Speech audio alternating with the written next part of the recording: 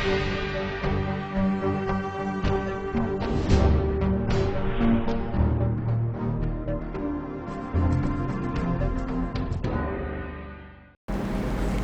Vindhya times में आपका स्वागत है और आपके साथ मैं श्रेया हाजिर हैं आज की बुलेटिन की खबरों के साथ।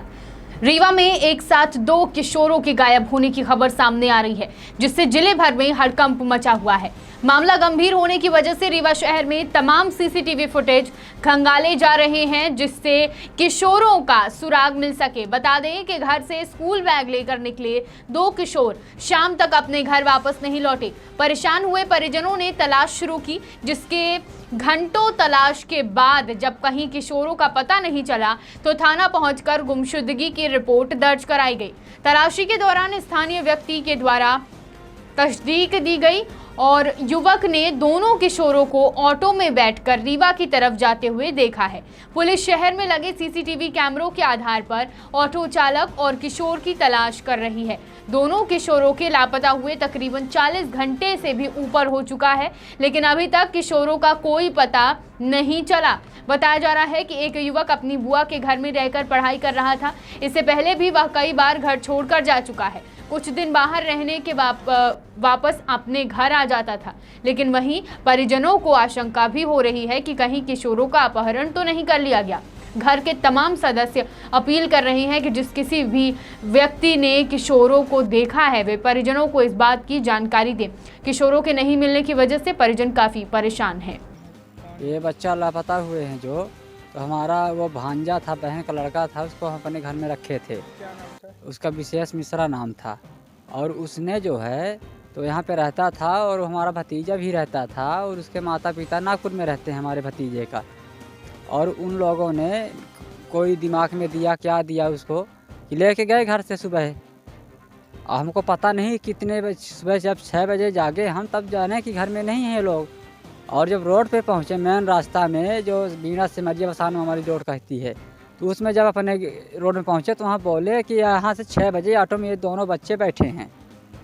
इसके बाद हमें कोई खबर नहीं है कि कहाँ है। कहीं हम railway station Rewa, bus stand Rewa, चौराटा में रिपोर्ट भी लिखाई है हर एक चीज़ की कि ऐसे ऐसी हमारे साथ घटना हो चुकी है। हम अब व्यवस्था नहीं हमारे पास उस चीज़ की हम कर सकें।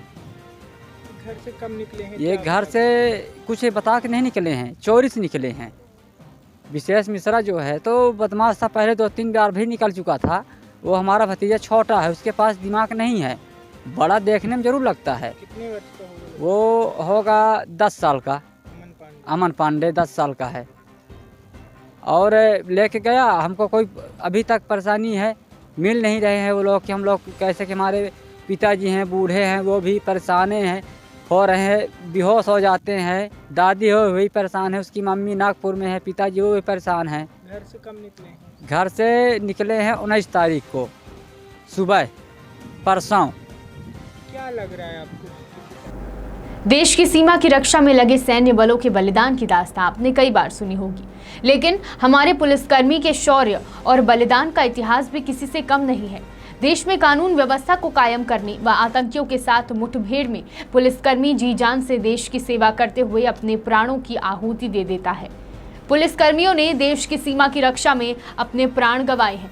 कुछ ऐसा ही हुआ था साल 1959 में, जब पुलिसकर्मी पीठ दिखाने के बजाय चीनी सैनिकों की गोलियां सीने पर खाकर शहीद हुए। चीन के साथ देश की सीमा की रक्षा करते हुए जो बलिदान दिया गया था, आज यानी 21 अक्टूबर को उसी को याद करते हुए हर साल पुलिस स्मृति दिवस मनाया जाता है। रीवा में भी आज अमर शहीद पुलिसकर्मियों को परेड ग्राउंड रीवा में शहीद स्मारक पर श्रद्धांजलि दी गई और वीर पुलिसकर्मियों के वीरता को याद किया गया। 21 अक्टूबर साल 1959 को जब 10 पुलिसकर्मियों ने अपना बलिदान दिया था, तब तिब्बत के साथ भारत की 2500 मील लंबी सीमा की निगरानी की जिम्मेदारी भारत के पुलिसकर्मियों की थी। इस घटना से एक दिन पहले 20 अक्टूबर 1959 को 3री बटालियन की एक कंपनी को उत्तर पूर्वी लद्दाख में हॉट स्प्रिंग नाम के स्थान पर तैनात किया गया था। इस कंपनी को 3 टुकड़ियों में बांटकर सीमा सुरक्षा की बागडोर दी गई। लाइन ऑफ कंट्रोल में ये जवान गश्त के लिए निकले। आगे गई 2 टुकड़ी के सदस्य उस दिन दोपहर बाद तक लौट आए, लेकिन तीसरी टुकड़ी के सदस्य नहीं लौटे। उस टुकड़ी में 2 पुलिस कांस्टेबल और 1 पोर्टर शामिल थे। अगले दिन फिर सभी जवानों को इकट्ठा किया गया और गुमशुदा लोगों की तलाश के लिए एक टुकड़ी का गठन किया गया। इस प्रकार से शहीद हुए वीर पुलिस के सम्मान में आज के दिन को पुलिसकर्मी शहीद दिवस के रूप में मनाया जाता है। रीवा में भी अपने कर्तव्यों का निर्वहन करते हुए प्राणों की आहुति देने वाले पुलिस के अमर शहीदों को आज सुबह याद करते हुए शहीद स्मारक पर श्रद्धांजलि अर्पित की गई। साथ में शहीदों के नाम पर स्मरण किए जाने के बाद लॉस्ट पोस्ट की धुन बजाई गई। कार्यक्रम में पुलिस की एक टुकड़ी के द्वारा गार्ड ऑफ ऑनर दिया गया, जिसकी सलामी पुलिस महानिरीक्षक रीवा जोन के आईजी उमेश जोगा द्वारा की गई। आज के दिन देश की सेवा में जितने भी वीर पुलिस के जवान शहीद हुए उन्हें श्रद्धांजलि दी जाती है और उन्हें याद किया जाता है। प्रति वर्ष 21 अक्टूबर को और हर वर्ष हम लोग पुलिस कर्मचारी जो देश की सेवा में शहीद हुए हैं उनकी सूची यहाँ पर पढ़ के उनको श्रद्धांजलि देते हैं। इसमें न केवल पुलिस वाले, सभी गणमान्य नागरिक और रिटायर्ड पुलिस कर्मचारी भी आके इस कार्यक्रम में शामिल होते हैं। ये सूची 1 सितंबर 2019 से लेके और 31 अगस्त 2020 के बीच में जितने भी कर्मचारियों ने देश के लिए अपना जान बलिदान किया है उनको याद किया जाता है। इन दिनों जिले में बढ़ रहे मादक पदार्थों की बिक्री को रोकने के लिए एसपी राकेश सिंह के निर्देशन पर जिले भर में मेडिकल चेकिंग अभियान चलाया जा रहा है और रीवा जिले में संचालित सर्जिकल दवा दुकानों में जांच की प्रक्रिया शुरू कर दी गई है। अमूमन माना जा रहा है कि यह निर्णय हाल ही में हुए उज्जैन स्प्रिट कांड को लेकर किया गया है, जिससे कि रीवा में कोई अप्रिय घटना ना हो। इसके पहले ही डी नेचर स्प्रिट बेचने वालों पर कार्रवाई की जा रही है। इसी कड़ी में आबकारी व स्वास्थ्य विभाग की संयुक्त टीम ने सुबह रीवा शहर के विभिन्न दुकानों में दबिश दी और स्प्रिट बेचने वालों पर कार्रवाई की। जानकारी के अनुसार एसडीओपी वीपी सिंह के नेतृत्व में गोविंदगढ़ थाना प्रभारी राजकुमार मिश्रा ने भी गोविंदगढ़ में मेडिकल चेकिंग अभियान चलाया और कई मेडिकल स्टोरों में दबिश दी, जिससे कई शीशी नशीली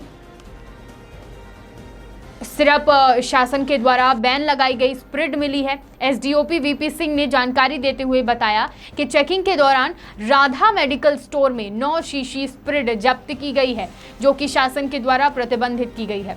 उन्होंने जानकारी देते हुए बताया कि कोई घटना घटित ना हो, इस कारण से दुकान को सील करके उस पर उचित कार्यवाही की जा रही है। देखिए क्या है कि आपको सभी को ज्ञात होगा कि उज्जैन की घटना हुई थी जिसमें स्प्रिट को इलीगल तरीके से लाके और शराब बनाई गई, जिसमें 14 लोगों की जान गई थी। इस संदर्भ में शासन पुलिस माननीय मुख्यमंत्री महोदय पुलिस मुख्यालय द्वारा निर्देश दिया गया था कि ऐसी चीज़ें नहीं होनी चाहिए। इस तारतम्य में हमने सभी मेडिकल स्टोरों पे चेकिंग अभियान कराया था।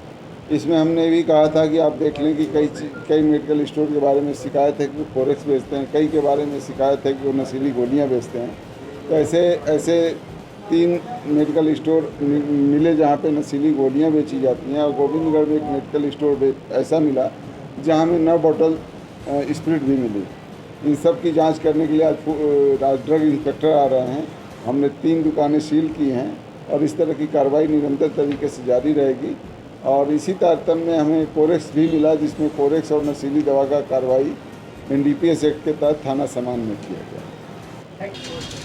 देखिए ऐसा है कि पुलिस विभाग द्वारा जो कार्रवाइयाँ अभी तक की गई हैं, जिसमें कोडीन या बाकी नशे की गोलियाँ वगैरह मिली हैं, वो सारी की सारी मैक्सिमम जगह विदाउट लाइसेंस की होती है, जहाँ पर पुलिस विभाग द्वारा ही कार्रवाई किया जाना उचित होगा, क्योंकि उसमें वो लोग NDPS लगा पाते हैं, जिसमें तुरंत गिरफ्तारी और अगले मतलब हाई कोर्ट से नीचे जमानत नहीं हो पाता है। जो कार्रवाई हमारे द्वारा नहीं हो सकती, क्योंकि हम लगाएंगे तो हमारे जो लॉज हैं थोड़ा से कमज़ोर पड़ जाते हैं उसमें, तो NDPS उचित रहता है।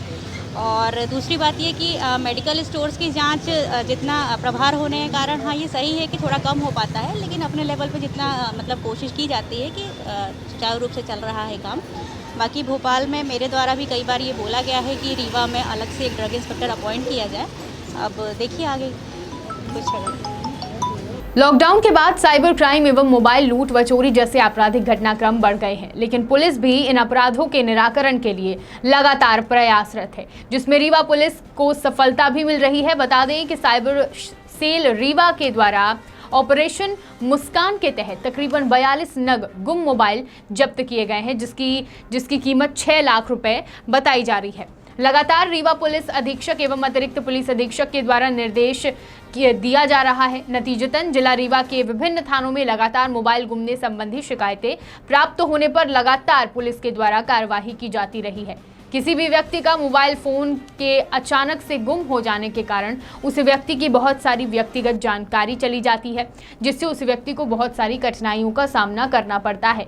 फोन में अधिकांश लोग अपनी फेसबुक आईडी, जीमेल इत्यादि लॉगिन करके रखते हैं। अचानक से मोबाइल फोन गुम हो जाने से उन आईडी से भी छेड़छाड़ का खतरा बना रहता है। यही कारण है कि मोबाइल गुमने संबंधी शिकायतों को गंभीरता से लेते हुए पुलिस अधीक्षक रीवा के निर्देशन में साइबर सेल प्रभारी वीरेंद्र सिंह पटेल एवं उप निरीक्षक गौरव मिश्रा व उनकी टीम ने शामिल पुलिसकर्मियों के द्वारा ऑपरेशन मुस्कान के तहत विशेष अभियान चलाकर गुम हुए मोबाइलों की पता तलाश कर कुल 42 विभिन्न कंपनियों के मोबाइल बरामद किए गए हैं, जिनकी अनुमानित कीमत लगभग 6 लाख रुपए बताई जा रही है। सभी मोबाइलों को संबंधित फरियादियों को बुलाकर वापस दिया जा रहा है। बेसिकली जो है मोबाइल एक ऐसी एसेंशियल चीज़ है जो गुम जाने से आदमी करीब करीब असहाय टाइप का हो जाता है, क्योंकि ढेर सारे मोबाइल नंबर होने के कारण मोबाइल नंबरों को याद करने की एक प्रथा परंपरा नहीं रह गई। नहीं तो एक ज़माना था लोग नंबर याद करते थे। इसके अलावा ढेर सारे पर्सनल डाटा लोग रखने लगे हैं, तो ऐसे मोबाइल गायब हो जाना, चोरी हो जाना, ये सब बड़ा गंभीर विषय रहता है। लेकिन नो डाउट हमारी साइबर सेल के चाहे वीरेंद्र हों चाहे गौरव हों, ये लोग बहुत अच्छा कार्य कर रहे हैं। इन लोगों ने अपनी पूरी टीम के साथ मिलकर जिसमें मनेंद्र शर्मा, कृष्णकांत और सुभाष चंद्र, वरुणेंद्र वगैरह सभी ने मिलकर ऑपरेशन मुस्कान के तहत दूसरी बार इन्होंने इतना बड़ी संख्या में वितरित कराया था। लगभग पिछले महीने इन्होंने काफ़ी संख्या में वितरित कराया था। उसके बाद अभी 42 मोबाइल ट्रेस किया था। और मैं सभी से उपयोग करूँगा कि मोबाइल कैसे भी जाता हो तत्काल खबर करें, हमारी साइबर सेल उसको ढूंढ के देगी और तलाश के देगी। और इसमें जो है सहज ही जो ये पकड़ेंगे तत्काल बिना किन्हीं कानूनी औपचारिकताओं के उनको मोबाइल दे दिया जाएगा। और लगभग 6 लाख का मोबाइल आज हमने रिकवर करके उसमें से तमाम मोबाइल उनके ओनर्स को वितरित कर दिया। जो बचे मोबाइल हैं उनको उनके ओनर तक पहुंचा दिया जाएगा। टोटल 42 मोबाइल हमने जब हमारी टीम ने ट्रेस करके रिकवर किया है, और जिसमें से लगभग 30 मोबाइल उनके ओनर को पहुंचा दिए गए। नहीं, ये बेसिकली जो है साइबर सेल जो है उन मोबाइलों को ट्रेस करता है जिनके गुमने की रिपोर्ट होती है। कई लोग जो है आते हैं और गुमने की रिपोर्ट करते हैं, और हमने उस गुमने के आधार पर हम बरामद करते हैं। जो चोरी की रिपोर्ट करते हैं वो थाने के जरिए, कोर्ट के जरिए मिलते हैं। लेकिन यहाँ पे जो गुमने की रिपोर्ट होती है उनको साइबर सेल ढूंढ के देती है। उनको जो थाने वाले हैं वो ट्रेस करके थाने को बता देती है कि आपका मोबाइल नंबर पर्टिकुलर व्यक्ति, इस नंबर का व्यक्ति जिसका पता ये है वो यूज कर रहा है। तो ये लोग पकड़ के उन चोरी के मामलों में, लूट के मामलों में दे देते हैं, और इस तरह से तमाम चोरी और लूट के मामले भी डिटेक्ट हो रहे हैं। रीवा शहर स्थित आईसीआईसीआई बैंक में बैंक कर्मचारी के द्वारा बैंक के उपभोक्ता के साथ धोखाधड़ी करने का मामला सामने आया है।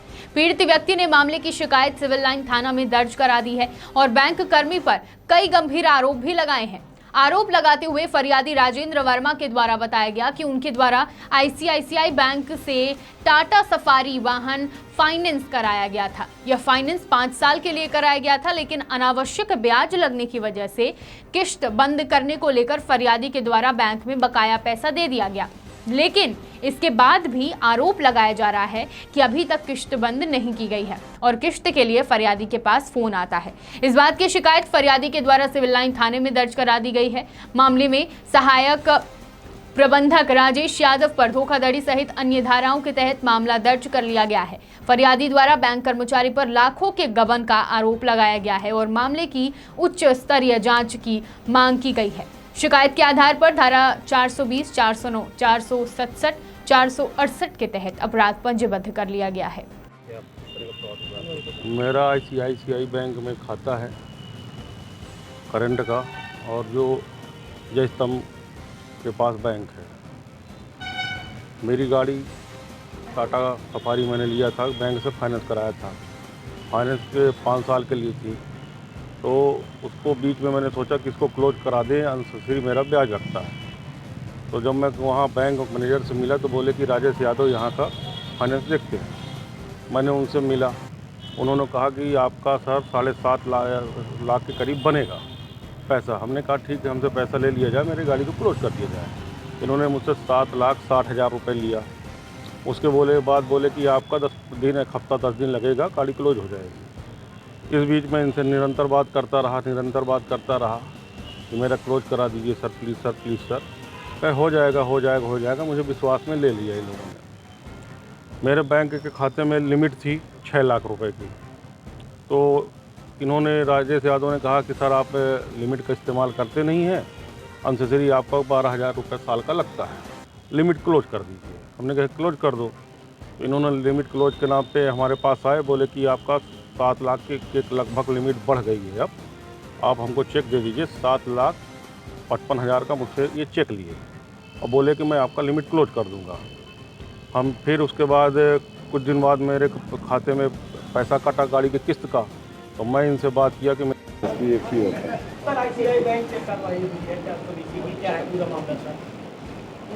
ICICI बैंक के असिस्टेंट मैनेजर ने अपने ही एक ग्राहक को कई प्रकार से छल करने का प्रयास किया। उसके पैसा जो लोन के एवज में उसने पैसा दिया, वो पैसा अपने पास रख लिया, जमा नहीं किया। उसका जो और भी धन जो उसमें था, उसको भी उसने हेर फेर करने की कोशिश की। जब पुलिस की शिकायतें हुई तो कुछ पैसे उसमें डाल भी दिए। उसका पूरा आचरण ऐसा था कि जो आपराधिक कृत्य की श्रेणी में आता था। इस कारण से मुझे कल शिकायत प्राप्त हुई थी। शिकायत प्राप्त होने के बाद ये ज्ञात हुआ कि थाना सिविल लाइन क्षेत्र में अपराध घटित हुआ है। तो मैंने PI सिविल लाइन्स को निर्देशित किया, जिसके आधार पर संबंधित व्यक्ति के विरुद्ध अपराध कायम किया गया है और उसकी विवेचना की जा रही है। मामला पंजीबद्ध हो गया है? मामला कायम हुआ है, अपराध कायम हुआ है। आज भी कुछ आए हैं सिविल लाइन में शिकायतकर्ता, 35 लाख, तो उनकी भी शिकायतों का परीक्षण करके कार्रवाई की जाएगी। Madhya Pradesh battalion NCC wing के प्रमुख ग्रुप कमांडर SS बख्शी बुधवार को रीवा पहुंचे। NCC बटालियन कार्यालय रीवा का निरीक्षण किया। कैडेट्स ने गार्ड ऑफ ऑनर दिया, जिसके बाद NCC अधिकारियों से परिचय प्राप्त कर कामों की जानकारी ली गई। बुधवार को 3 Madhya Pradesh battalion NCC wing के ग्रुप कमांडर SS बख्शी पहली बार रीवा पहुंचे। उन्होंने रीवा NCC बटालियन कार्यालय का वार्षिक निरीक्षण किया, साथ ही अधिकारियों और NCC कैडेट्स से चर्चा की। निरीक्षण के दौरान रीवा यूनिट के कमान अधिकारी कर्नल अनुराग मेहरा द्वारा साल भर में NCC द्वारा किए गए कामों की जानकारी दी गई और जो भी समस्याएं आ रही उसके बारे में बताया गया। रीवा 3 मध्य प्रदेश बटालियन NCC बहुत बड़ा बटालियन है, जिसमें सीधी, सिंगरौली और सतना भी शामिल है, जिसमें 4010 कैडेट्स शामिल हैं। रीवा बटालियन मध्य प्रदेश की सबसे पुरानी NCC बटालियन है। पत्रकारों से चर्चा के दौरान ग्रुप कमांडर ने कहा कि ये बटालियन अपना काम बहुत अच्छे तरीके से कर रही है। यहाँ के कैडेट्स में काफ़ी उत्साह है, कैंप में हर चीज़ों में आगे रहते हैं, जो काफ़ी अच्छी बात है। उन्होंने कहा कि जिन कॉलेजों में NCC नहीं है उन्हें आगे आना चाहिए, उनके लिए भी प्रयास किया जाएगा। NCC को बढ़ावा देना चाहिए, सभी को इसके लिए सहयोग करना चाहिए। प्रदेश सरकार से और जिले के अधिकारियों से निवेदन है कि NCC को पूरा सपोर्ट दें और इसके जिस भी तरह का सहयोग हो वो करें। ये मेरा सौभाग्य है कि मैं आज रीवा NCC की यूनिट्स का इंस्पेक्शन करने आया हूँ। मेरा पहला विज़िट है ये, और मुझे बहुत खुशी है कि रीवा, जो कि एक बहुत बड़ा डिस्ट्रिक्ट है, बहुत बड़ा एरिया है हमारा, और ये जो 3 MP बटालियन में मैं आया हुआ हूँ, इसके अंडर 4 डिस्ट्रिक्ट, सिद्धि, संगरौली, सतना, रीवा, इसमें 4110 कैडेट्स 53 स्कूल्स और कॉलेजेस कवर करते हुए ये NCC बटालियन अपना काम बहुत खूबी से कर रही है। और आप लोग को ये जान के भी खुशी होगी कि ये वाली जो बटालियन है, ये मध्य प्रदेश की और हो सकता है पूरे हिंदुस्तान की सबसे पुरानी रेज्ड NCC बटालियन है। 1949 की ये रेज बटालियन है। मेरे हिसाब से ये शायद पूरी कंट्री की ओल्डेस्ट बटालियन होगी, सबसे पुरानी बटालियन होगी। और यहाँ के मैं जो कैडेट्स का उत्साह देखा है मैंने ट्रेनिंग एक्टिविटी में। रीवा जिले के नईगढ़ी थाना अंतर्गत संचालित सेवा सहकारी समिति बंधवा कोठार में पदस्थ सेल्समैन के द्वारा समूह की आड़ में अवैध रूप से खाद्यान्न बिक्री किए जाने का मामला प्रकाश में आया है। जानकारी के अनुसार सेल्समैन के द्वारा अवैध 50 बोरी खाद्यान्न बिक्री के लिए ट्रैक्टर के माध्यम से लिया जा रहा था, तभी इसकी जानकारी ग्रामीणों के द्वारा नई गढ़ी थाना प्रभारी मनोज गौतम को दी गई। मामले को संज्ञान में लेते हुए थाना प्रभारी ने 50 बोरी अवैध खाद्यान्न सहित ट्रैक्टर को जब्त कर लिया है। विवेचना शुरू कर दी गई है। थाना प्रभारी ने जानकारी देते हुए बताया कि ग्रामीणों के द्वारा जानकारी दी गई कि एक ट्रैक्टर के द्वारा कई बोरी अवैध खाद्यान्न बिक्री के लिए ले जाया जा रहा है। तभी मौके पर पहुंचकर 50 बोरी खाद्यान्न को जब्त कर लिया गया है और इसकी और भी जानकारी खंगाली जा रही है। जो खाद्यान्न है किसे पकड़ा गया? ये सर ट्रैक्टर में लदा जो है राम लल्लू पटेल के घर में खड़ा था। हाँ। और ये उतर रहा था, अंदर रख रहे थे। हाँ। तभी हमारे गांव के कुछ लोग गए, हम तो नहीं थे साहब, बाद में हम आए तो हमको सूचना मिली तो हम भी वहाँ पहुँच गए। हाँ। और फिर पुलिस को सूचना दिए और पुलिस पहुँची साहब, वहाँ से ट्रैक्टर सहित जो है खाद्यान्न सहित थाने में ले आए। जी। खाद्यान्न मिलता था? खाद्यान्न तो साहब मिलता था, लेकिन जो पब्लिक को जो सरकार द्वारा, केंद्र सरकार द्वारा साहब ये दिया गया फ्री वाला 3 महीने का मिला है। बाकी इनसे अंगूठा लगवा लेते थे, दिया नहीं जाता था। जी। सलमान कौन? सत्येंद्र द्विवेदी।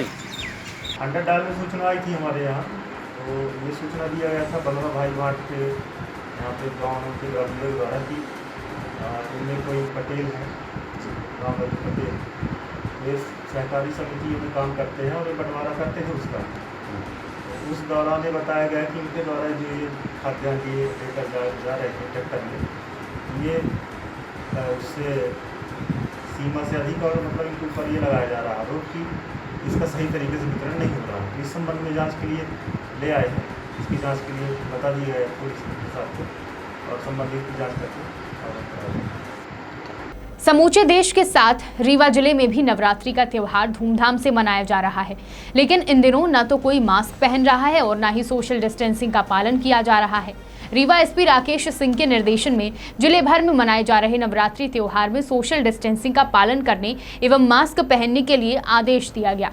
आपको बता दें कि एसपी राकेश सिंह के निर्देशन में एसडीओपी वीपी सिंह, गोविंदगढ़ थाना प्रभारी राजकुमार मिश्रा ने गोविंदगढ़ में नवरात्रि के त्योहार में विराजमान माता के पंडाल में पहुंचे और वहां मौजूद लोगों को सोशल डिस्टेंसिंग एवं मास्क पहनने के दिशा निर्देश दिए। इसी तरह जिले भर के अलग अलग थाना अंतर्गत थाना प्रभारियों के द्वारा लोगों को कोरोना गाइडलाइन का पालन करने के दिशा निर्देश दिए गए। हाँ, आज मुताबिक आदेश एसपी साहब के मेरे द्वारा और टीआई साहब के द्वारा, उनके स्टाफ के द्वारा सभी पंडाल को चेक किया गया, जहाँ पे रात में सोने के लिए बताया गया। कोविड-19 के तरह से समझाइश दी गई कि मास्क लगावें, सभी लोग सोशल डिस्टेंसिंग का पालन करें, हिदायत दी गई। कोरोना संक्रमण काल में लॉकडाउन होने की वजह से आर्थिक गतिविधियों में अवरोध उत्पन्न हुआ, लेकिन उसके बाद भी स्कूल, कॉलेज जैसे कई महत्वपूर्ण जरूरी संस्थाओं को भी संक्रमण से बचाव के लिए बंद रखा गया, जिसकी वजह से व्यवस्थाएं चरमराई हुई हैं। आज रीवा शहर के इंडियन कॉफी हाउस में अशासकीय शाला समन्वय महासंघ जिला रीवा के द्वारा प्रेस वार्ता का आयोजन किया गया। इस प्रेस वार्ता में प्रमुख रूप से प्राइवेट स्कूल संचालकों को स्कूल बंद होने की वजह से होने वाले नुकसान के बारे में बताया गया और सरकार से मांग की गई कि स्कूल संचालक को आर्थिक रूप से मदद की जाए। प्रेस वार्ता के माध्यम से स्कूलों में नए सत्र में प्रवेश शुरू करने के साथ साथ अन्य कई जरूरी मांगों को मीडिया के सामने रखा गया और बताया गया कि कोरोना काल में शासन द्वारा समस्त गतिविधियों को चालू कर दिया गया है, केवल स्कूलों को ही बंद रखा गया है। ऐसे में कोरोना संक्रमण काल में कोरोना महामारी की गाइडलाइन का पालन करते हुए स्कूलों को संचालित करने की अनुमति दी जाए। कोरोना महामारी की वजह से प्राइवेट स्कूल संचालकों को आर्थिक एवं मानसिक तनाव की स्थिति से गुजरना पड़ रहा है। यही कारण है कि स्कूलों के लिए स्कूल खोले जाने के लिए विभिन्न राशि जैसे प्रॉपर्टी टैक्स, बिजली बिल, पानी का बिल एवं जिन संचालकों द्वारा विभिन्न प्रकार के लोन लिए गए हैं उनकी मासिक किश्त वर्तमान सत्र में दे पाना मुश्किल हो रहा है, जिससे वे किश्त दे पाने में असमर्थ हैं। प्रेरणा जन कल्याण समिति द्वारा मां कालरात्रि शीतला देवी की कृपा से 23 अक्टूबर की दोपहर 1:30 बजे 51 मीटर की लंबी कलश यात्रा एवं चुनरी यात्रा निकाली जाएगी। यह यात्रा शिव मंदिर ग्राम नगमा से प्रारंभ होकर मां शीतला देवी मंदिर शीतला जवा पहुंचेगी। चुनरी यात्रा की संयोजक एवं प्रेरणा जन कल्याण समिति की अध्यक्ष जिला पंचायत शहडोल उपाध्यक्ष पूर्णिमा तिवारी ने सामूहिक धार्मिक आयोजन में सभी ग्रामीण वासियों से सब परिवार शामिल होकर कार्यक्रम को गरिमा प्रदान करने की अपील की है। आयोजन के संरक्षक रमाशंकर मिश्रा, पूर्व अध्यक्ष जिला सहकारी केंद्रीय बैंक रीवा द्वारा बताया गया कि मां शीतला देवी मंदिर प्रांगण में सर्वजन हिताय सर्वजन सुखाय के अंतर्गत कलश एवं चुनरी यात्रा का अभी आयोजन किया जा रहा है। क्षेत्रीय लोगों से सपरिवार शामिल होकर कार्यक्रम को गरिमा प्रदान करने की अपील की गई है। सिरमौर से सुभाष मिश्रा की रिपोर्ट। प्रेरणा जन कल्याण समिति हमारी जो है वो सामाजिक और धार्मिक आयोजन हमेशा ही क्षेत्र में करती रही है और इस बार नवरात्र के अवसर पर हम सब शीतला माता देवी को 51 मीटर की लंबी चुनरी माँ को समर्पित करेंगे, जो नगमा से चलकर शीतला देवी के मंदिर तक जाएगी। और उद्देश्य इसका सिर्फ सामाजिक समरसता है कि और सभी लोगों का सहयोग है, क्योंकि ये एक धार्मिक और सामाजिक आयोजन है जो बिना सभी के सहयोग के पूर्ण नहीं हो सकता है। इसलिए यह चुनरी यात्रा हम सब कर रहे हैं कि सामाजिक समरसता बनी रहे। और एक बात लोगों को नहीं भूलनी है कि कोविड का समय चल रहा है। अभी पिछले 7-8 महीने से लोग काफ़ी परेशान रहे हैं इसकी वजह से, तो सोशल डिस्टेंसिंग का पालन करते हुए, शासन की गाइडलाइन का निर्देश का पालन करते हुए हम इस चुनरी यात्रा को करेंगे और क्षेत्र में एक भक्तिमय माहौल प्रस्तुत करेंगे। विंध्य की तमाम खबरों के साथ कल फिर हाजिर होंगे। बने रहिए विंध्या टाइम्स के साथ। बहुत बहुत धन्यवाद।